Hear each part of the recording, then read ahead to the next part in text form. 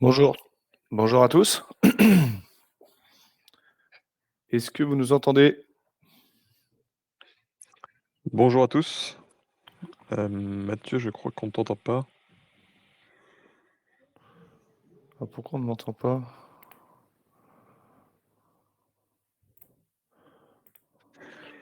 Eh bien, écoutez, bonjour à tous. Bienvenue sur ce webinaire sur comment préparer vos clients à la facturation électronique obligatoire qui va arriver d'ici 2024. On va laisser les gens arriver gentiment et se connecter. Est-ce que déjà les en tu m'entends Alexandre? Est-ce que vous nous entendez?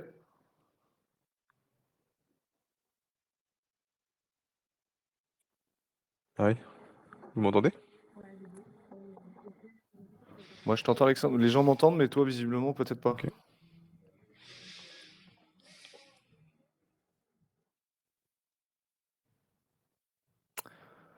On va se laisser 30 secondes.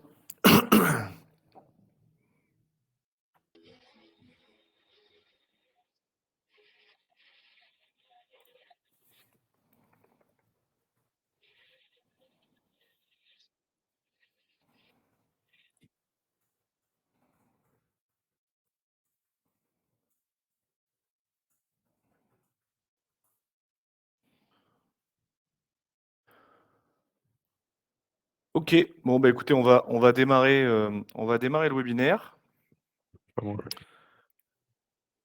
et puis du coup Alexandre va nous rejoindre, quand, peut-être juste il m'entendra moi, mais apparemment du coup vous l'entendez peut-être. Voilà.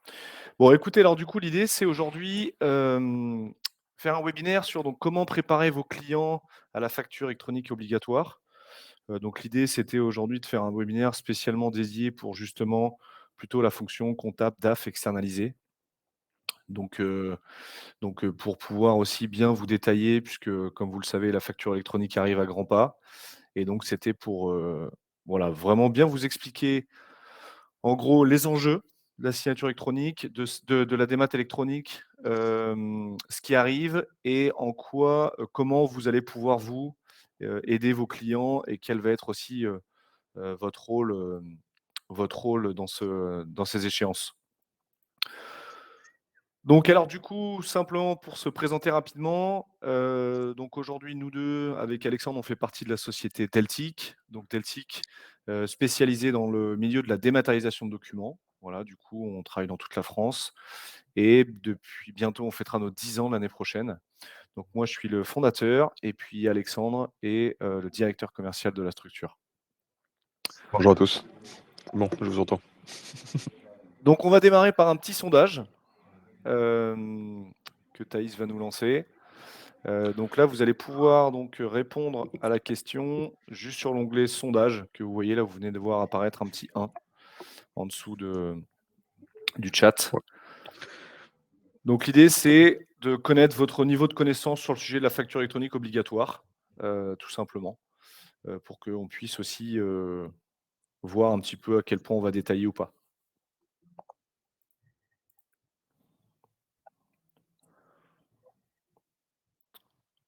Donc, globalement, on a à peu près tous les votes. Donc la majorité d'entre vous êtes plutôt informés, 82 9 ne sont pas du tout informés et 9 sont très informés. Donc on compte sur les très informés alors du coup, pour, pour nous filer quelques, voilà, nous aider dans cette tâche aussi du coup, en tant que vous DAF externalisé. Et puis sinon du coup, eh bien, on démarre. Alors, pour situer un petit peu le contexte de la démat, il fallait revenir, un petit peu, au départ. Donc, pour parler un peu d'histoire. Donc 2012, ça a été le démarrage au niveau étatique, du fait qu'en 2012, l'État était en mesure de réceptionner les factures électroniques, donc afin de généraliser. 2014, pour ceux qui ont connu, ça a été le vote de Chorus Pro. Donc Chorus Pro était la plateforme et la plateforme qui sert aujourd'hui quand une entreprise veut facturer une collectivité, quelle qu'elle soit. Ils sont aujourd'hui l'entreprise est obligée de passer par Chorus Pro et donc ça s'est déployé sur 4 années, 2017, 2018, 2019 et 2020. C'est-à-dire qu'en voilà, en 2017, ils ont obligé, les grosses structures qui travaillent avec les collectivités à déposer les factures dans Chorus Pro, ensuite les ETI, les PME et les micros. Et en 2017, en parallèle de ça, est arrivée la loi Macron qui stipulait qu'une entreprise ne pouvait plus refuser, donc là on est plutôt dans le rapport B2B, pas nécessairement, État, mais une entreprise ne peut plus refuser la réception d'une facture électronique. Donc ça a été un petit peu les démarrages et le début, tout simplement de la démat de facture. Ensuite donc la loi de finances 2020. Donc là du coup, à nouveau un petit sondage que vous allez retrouver, dans l'onglet sondage. Et à votre avis, en fin de compte, quand est-ce que la loi finance a été actée et votée? Donc vous avez plusieurs choix, vous avez 2018, 2019, 2020.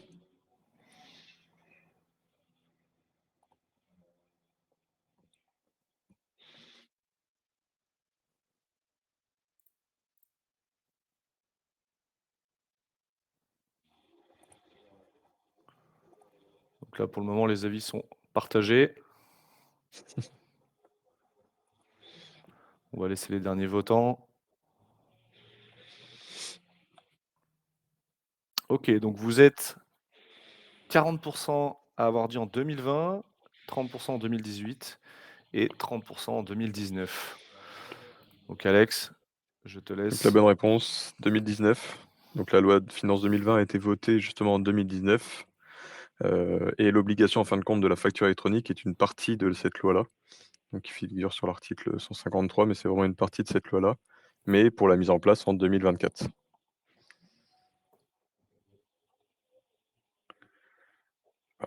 Ah, on a un Il y a petit Benoît bug. qui a un petit souci, Est-ce que tout le technique. monde voit bien la présentation? Parce qu'on a Benoît qui nous dit qu'il ne voit que nos visages. Est-ce que tout le monde voit bien le support?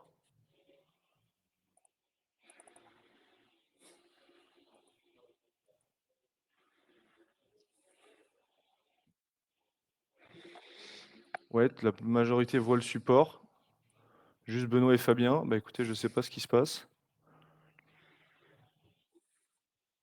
Peut-être qu'il faut juste régler ce petit onglet de chat là du coup qui est sur le côté. Ouais, pour qu'il se Peut-être que pour que voilà, il se pour le décale. réduire.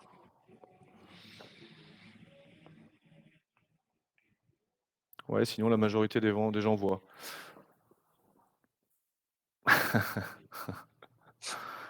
Ouais, on a payé pourtant, on a payé. Bon du coup, ben, on va avancer. Donc aujourd'hui, l'agenda en fait qui a été acté, au début, il y a 2 agendas, donc la partie en fait émission et réception.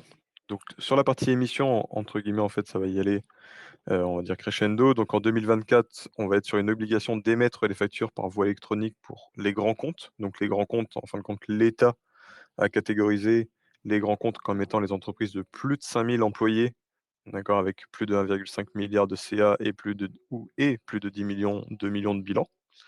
En 2025, la partie 2 ETI, milliards. donc 2 milliards, oui, de bilan, pardon, et la partie 2025 ETI, donc entreprise entre 250 et 5 000 employés, et en 2026, tout le monde, TPE, PME, auto-entrepreneurs et cetera. Donc l'intégralité des entreprises devront en fait émettre les factures électroniques. Mais par contre, en 2024, la réception des factures dématérialisées sera imposée à toutes les entreprises, peu importe leur taille.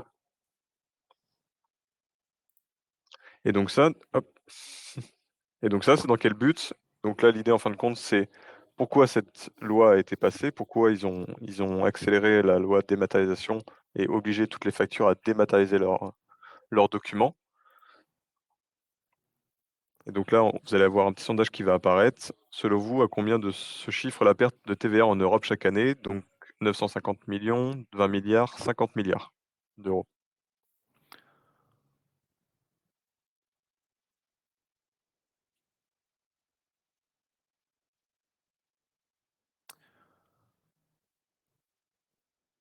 Donc, pour notre dernier Je sondage, réponds. 45 d'entre vous pensaient que 20 milliards d'euros, 36 50 milliards et 18 950 millions. Et donc la bonne réponse, c'est 50 milliards qui disparaissent chaque année en Europe. Et donc l'objectif de l'État est de contrôler ces fraudes à la TVA et de pouvoir aussi d'autres objectifs derrière, hormis cet aspect contrôle et cet aspect fraude, c'est aussi faciliter les déclarations de TVA. C'est aussi améliorer la connaissance et surtout la remontée des informations et des statuts des factures en temps réel. Et surtout aussi, renforcer la compétitivité des entreprises françaises, qui pour le coup, en fait, on a plusieurs voisins, nous, européens, qui sont déjà passés à à la facturation électronique. Et donc, aussi, c'est pour ça et qu'on soit plus compétitif au niveau de l'admin. Mais voilà, la base de base, ça a été vraiment la TVA. Hem C'est et ça. donc quel meilleur moyen pour récupérer la TVA qu'obliger finalement la démat et d'obliger les factures, les entreprises à déposer leurs factures sur la plateforme de l'État pour qu'ils récupèrent automatiquement la TVA et donc pré-remplissent les déclarations de TVA. Donc 2 obligations Exactement. pour ça. Globalement, il y a 2 L'invoicing et voilà, 2 l'e-reporting. 2 termes à connaître, parfaitement, comme disait Alex. Donc invoicing, donc ça va être le fait de déposer la facture sur Chorus, et l'e-reporting, donc là, du coup, ça va être le fait de collecter la TVA et les informations inhérentes à la facture. Je te laisse continuer, Alex. Yes. Et donc le modèle en fin de compte que vous allez voir apparaître de plus en plus souvent, c'est un petit peu c'est ce modèle-là, avec 2, on va dire 2 acteurs majeurs qui vont être ce on va appeler les OD, donc les opérateurs de dématérialisation et les PDP, ce sont des plateformes de dématérialisation partenaires, d'accord? Donc ça, on y reviendra tout à l'heure pour vous expliquer et puis si vous avez des questions un petit peu plus poussées, n'hésitez pas à les poser dans le chat. Mais pour vous expliquer simplement, donc le fournisseur qui est en haut à gauche, voilà, qui dispose en fin de compte d'un OD, d'un opérateur de dématérialisation, ce qu'on appelle un logiciel de dématérialisation, va envoyer ses factures sur un PDP, une plateforme où je vais déposer mes factures. Et cette plateforme va être chargée en fait d'un côté d'aller envoyer cette facture on va dire au PDP de mon acheteur, de mon client, et en même temps d'aller saisir en fin de compte toutes les informations pour l'e-reporting sur le PPF, donc la plateforme de l'État, donc Chorus maintenant, ça y est, c'est acté, donc qui permettra en fin de compte d'aller saisir toutes les informations automatiquement. Et de l'autre côté, l'acheteur, équipé aussi d'un PDP, réceptionnera ses factures, soit sur le PDP, soit sur un OD, qui peut être aussi PDP en même temps, on y reviendra tout à l'heure. Mais du coup, lui permettra d'avoir directement la facture dématérialisée qui arrivera sur sa plateforme. Donc ça permet aussi d'automatiser beaucoup de tâches, derrière. On peut Et faire un dans petit instant de pause. Est-ce que ouais, vous dans avez peut-être des explique le questions? cas du schéma central, parce que ça, c'était le schéma du haut, là où vous voyez Voilà. fournisseur, acheteur en haut et le schéma central. En Donc ça, c'est gros, dans le c cas où l'OD n'est pas PDP. En fait, PDP, plateforme de dématérialisation partenaire, vont être immatriculés, vont être certifiés par l'État. Vous aurez des annuaires, en fait, sur la plateforme de l'État qui recensera tous les PDP, certifiés et en fait, en fin de compte, si l'OD, l'opérateur de démat ou le logiciel de démat n'est pas PDP, vous devrez avoir en fait les 2 solutions et l'une qui ira déposer dans l'autre. Par contre, il y a aussi le cas où il y a des OD, des opérateurs de démat qui auront cette certification-là et donc tout se passera dans un seul et même outil, qui est en fin de compte le schéma d'en dessous où en fin de compte, je vais déposer directement sur le portail Chorus et mon acheteur exactement récupère automatiquement ses factures. pour du cas très concret, des exemples d'OD, ça va être, par exemple, Sage, EBP, Cegid, les outils de compta, les outils de facturation seront à 98 uniquement des OD. Donc ils vont vous permettre de créer la facture et de pouvoir, la diffuser. Et ensuite, effectivement, ce que disait Alexandre, soit ils vont passer donc par des PDP, donc avec qui il y aura certainement des liaisons, automatiques, donc des partenariats qui vont être passés entre Sage, Cegid, BP avec des PDP. Soit directement, vous pourrez avoir une solution de GED ou de démat qui fera les 2. C'est-à-dire que du coup, elle sera connectée à Sage et elle pourra récupérer les factures et les émettre à la fois vers le client et vers le portail Chorus. On va laisser un petit temps de questions parce que c'est vrai que souvent ça c'est le modèle de dépôt, donc ça c'est on a essayé de C'est bien. simplifier le modèle qui nous vient de l'État évidemment, la loi, mais ça reste les termes malheureusement qui du coup sont ça on peut pas les changer et ça crée peut-être un peu de complexité. Donc si jamais vous avez des questions, on va se prendre 2 minutes.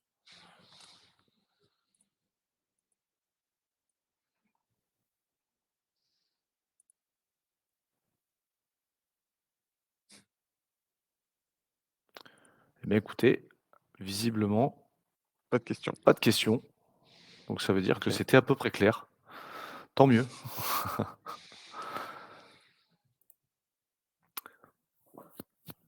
OK, donc après, bah, en fin de compte, comment tout ça va se mettre en place techniquement parlant? Aujourd'hui, en fait, pour ce qu'on va faire l'e-invoicing, il y aura plusieurs modèles en fin de compte de factures à respecter. Donc en fin de compte, l'État s'est dit: «Bon, on va revoir aussi ce modèle de facture, on va oublier le PDF qui est très simple, sur lequel en fait, bah, sur les opérateurs de dématérialisation, on branche un ECR et cetera». Là, l'idée, c'est qu'en fin de compte, le PDF sera accompagné d'un jeu de données où en fait toutes les informations de la facture seront présentes. Et l'avantage en fin de compte de ça, c'est que je vais pouvoir lire cette facture à 100 sans erreur possible. D'accord? Donc en fin de compte, le PDF sera déposé dans le PDP qu'on a vu tout à l'heure, la plateforme de dématérialisation partenaire et en fin de compte, toute la data, toutes les données seront envoyées sur la plateforme de l'État. D'accord? Donc les Très 2 premiers, sommairement, c'est les 2 premiers, c'est des choses qui sont plutôt techniques et sur lesquelles vous oui, n'aurez pas besoin d'intervenir. Voilà, ça c'est plutôt les formats entre les PDP, donc c'est le langage chinois entre les 2. Et les 2 autres, qu'en gros ici que vous voyez Facturix et XML, UBL, C2I, donc un mot compliqué pour pas grand chose encore. Mais XML, c'est peut-être certains connaissent, c'est l'équivalent de l'EDI. Donc en gros, il y a plus de facture, c'est de la donnée qui part du logiciel de compta, qui va directement dans le logiciel de compta en réception.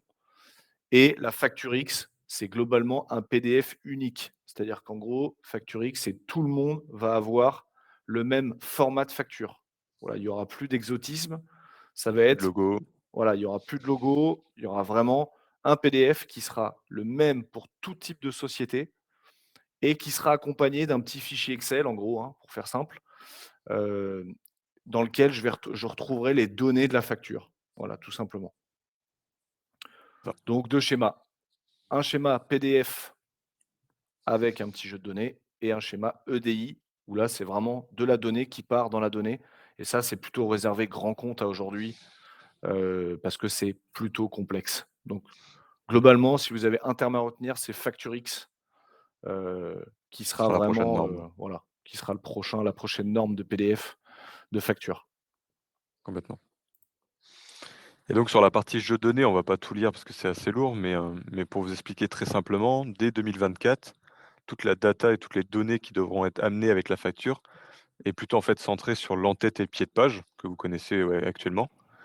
Et après en 2026, on va aller chercher toute la donnée sur les lignes de facture, articles, prix unitaire, quantité, remise et cetera, qu'on peut voir et qui souvent en fait est la complexité aussi des métiers de compta, parce que du coup je vais aller chercher les écarts et cetera.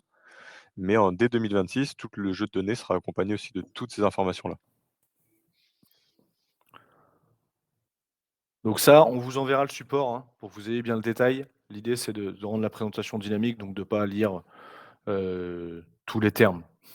Voilà, Donc maintenant, comment rassurer vos clients? Parce que c'est vrai que du coup, là, on vient de voir pas mal de choses, il y a pas mal de termes. Évidemment, du coup, quand on est dans le domaine, ça nous parle. Pour vos clients qui parfois, du coup, subissent un peu tout ça, c'est pas extrêmement rassurant.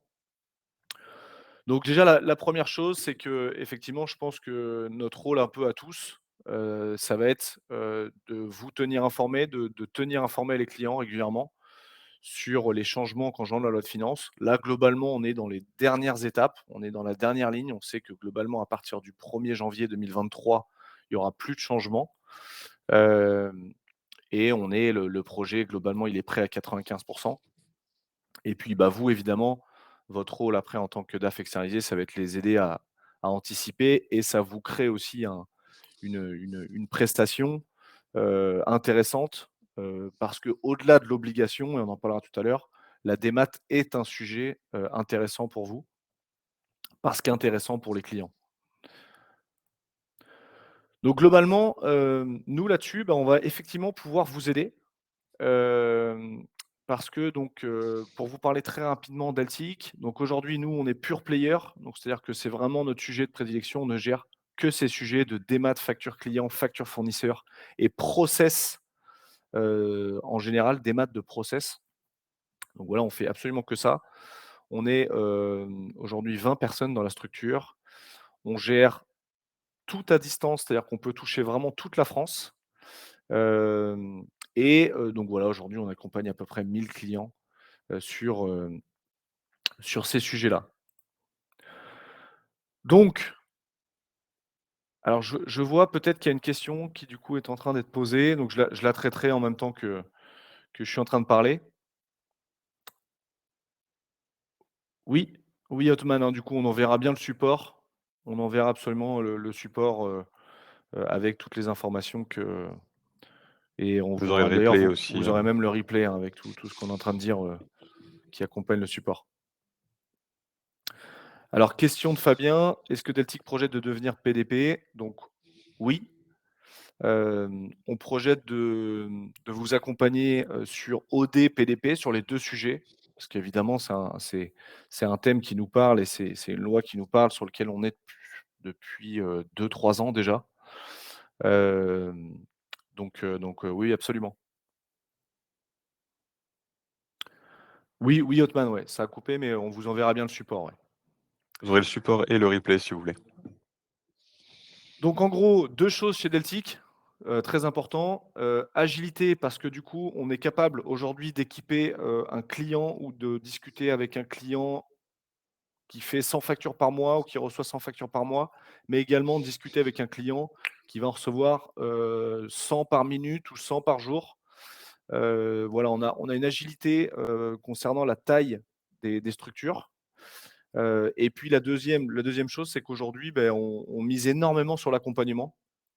Voilà, du coup, on a toute une équipe projet, derrière nous qui, qui globalement est vraiment dédiée au sujet de la dématérialisation, qui est dédiée au sujet de la compréhension. C'est-à-dire qu'avant d'être des chefs de projet techniques, c'est d'abord, des personnes qui maîtrisent les process compta, les process de saisie, les process de validation de factures, et cetera, et cetera.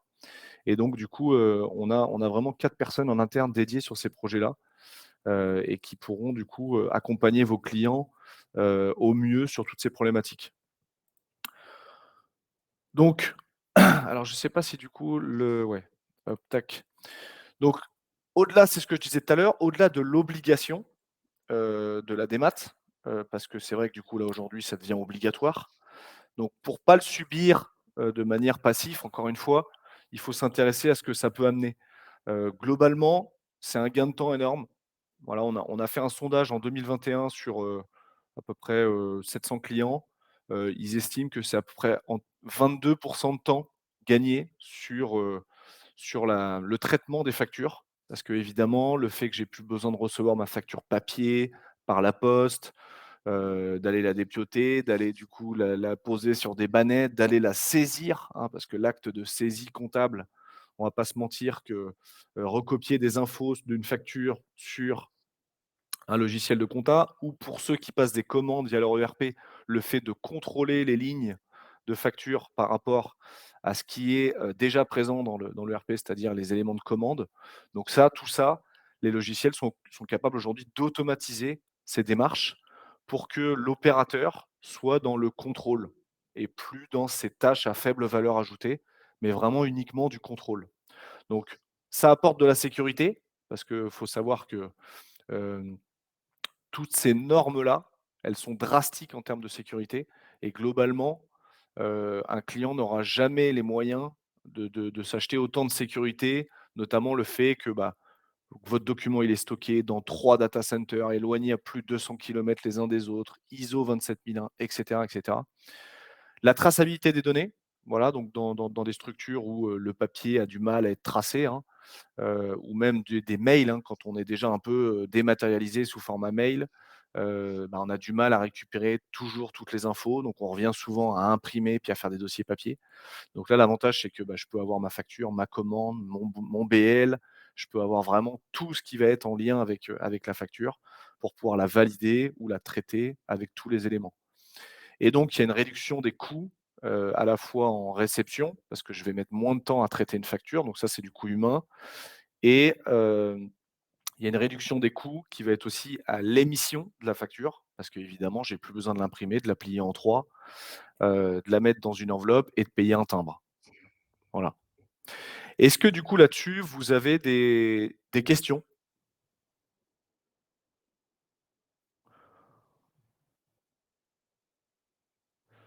Alors comment seront traitées les factures des fournisseurs non assujettis à la TVA? Donc là, du coup, on vous fera passer aussi, il y a tout un panel de choses, sur lequel l'État justement s'est penché par rapport à cette démat obligatoire et globalement, ça va être surtout pour les personnes qui sont assujetties à la TVA.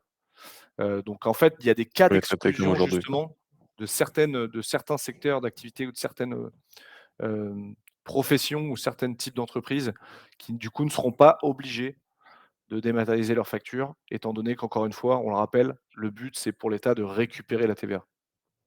Donc pour le cas des fournisseurs, quand moi, hem, je vais recevoir une facture, d'un fournisseur qui est non assujetti à la TVA, si elle est pas dans Chorus, alors ce sera un circuit traditionnel comme ça existait jusqu'à présent. Soit je la reçois par mail, soit, hem, je la reçois du coup, courrier. Voilà. Par contre, pour ma déclaration, je ne sais pas encore comment ils ont prévu de gérer le sujet. Voilà, en tout cas, je pense que ce sera de la pré-déclaration de TVA et que ce sera à nous, entreprises et à vos clients, de contrôler et de modifier et de la possibilité de modifier. Je pense que ce sera évidemment pas figé. Voilà. Je vois qu'il y a d'autres questions qui arrivent.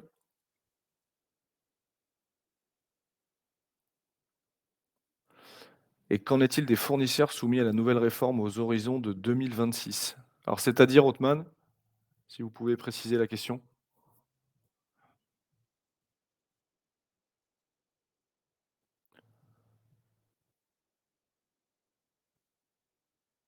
Qu'en est-il des fournisseurs soumis à la nouvelle réforme aux horizons 2026? Les C'est TPE, PME ou Voilà, c'est-à-dire les TPE, auto-entrepreneurs qui PME sont qui pas vont être soumis exactement. à la TVA, je pense.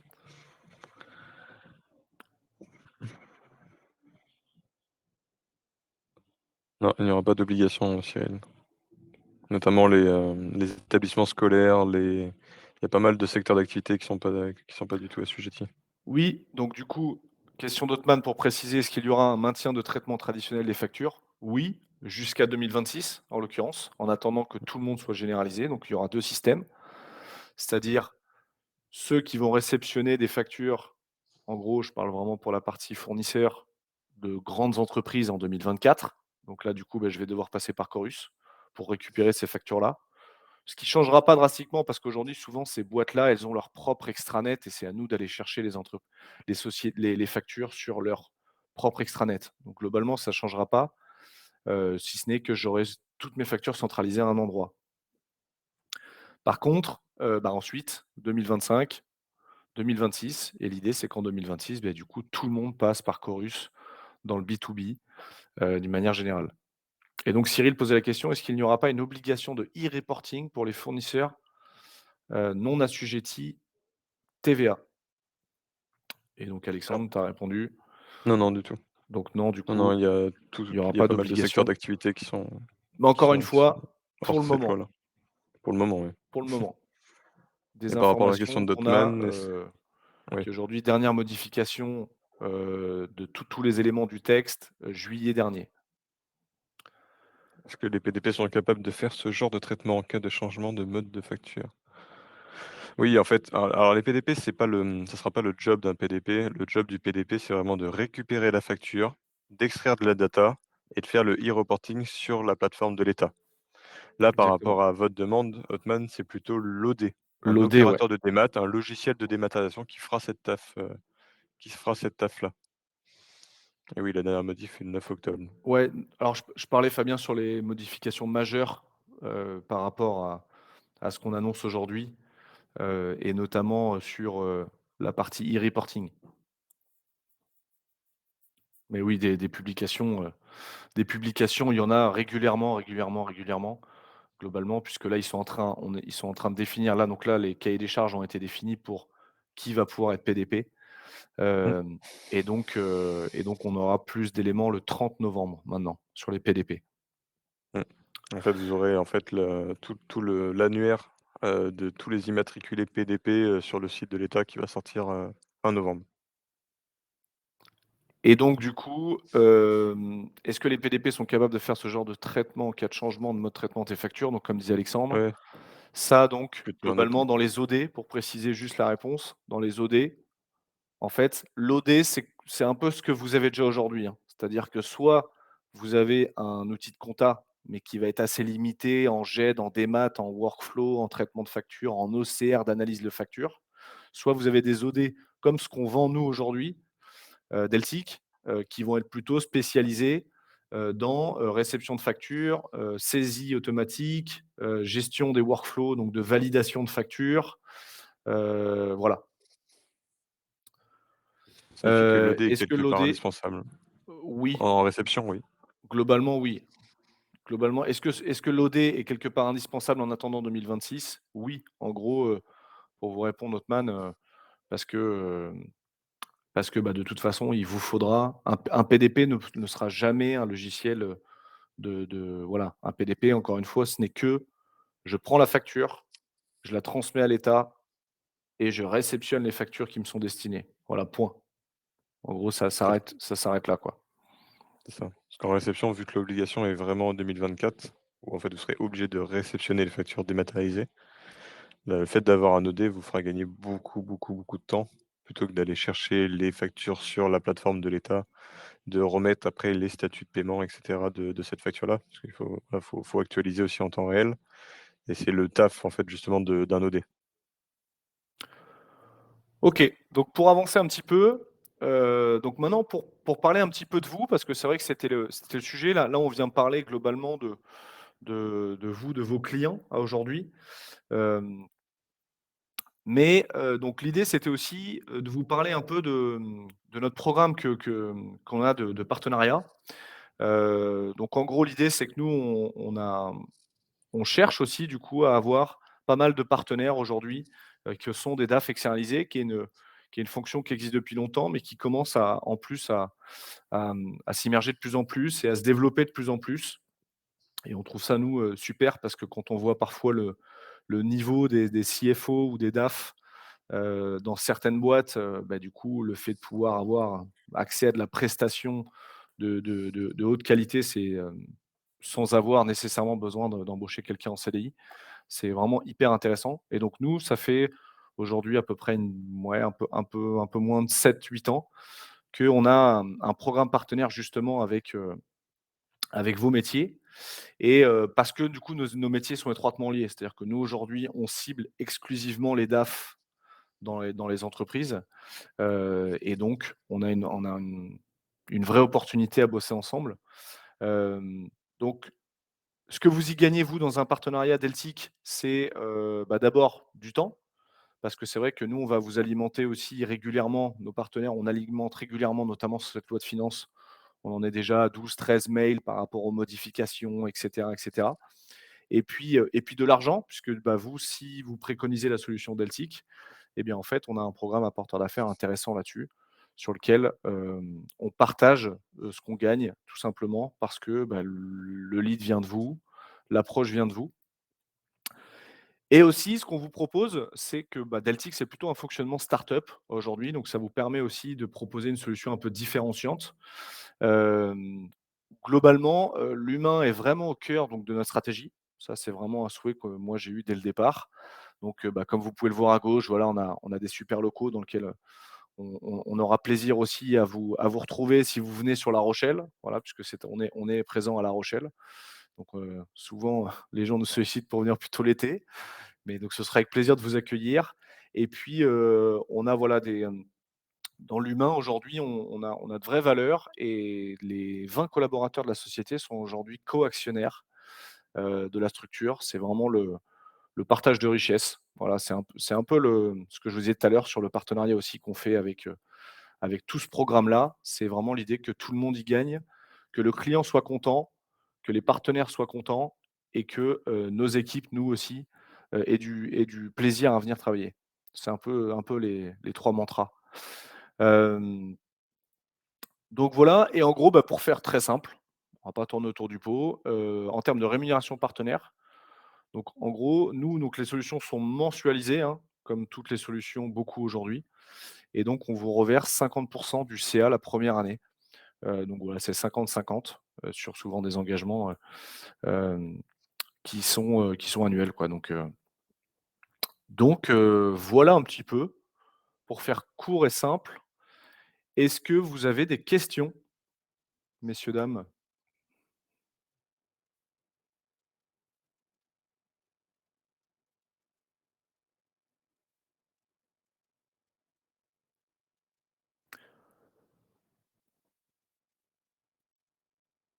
Alors du coup, je vais vous reposer une autre question.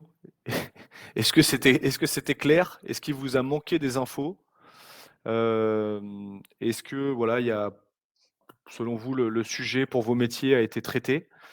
Hem, Parce qu'on a toujours à cœur de faire des webinaires où justement ça dure pas, 1 h 45 comme nous d'ailleurs, certains webinaires ont notamment la FNFE par exemple, qui est la fédération nationale qui s'occupe justement de ce sujet-là et qui parfois fait des webinaires qui sont vraiment très longs. On a vraiment à cœur de simplifier le discours et de le rendre fluide.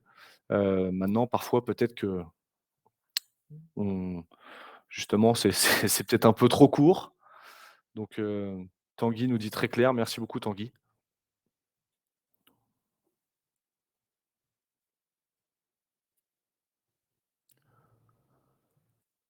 Bon bah écoutez globalement ah si du coup je vois que certains sont en train d'écrire. On va attendre les 2-3 dernières questions.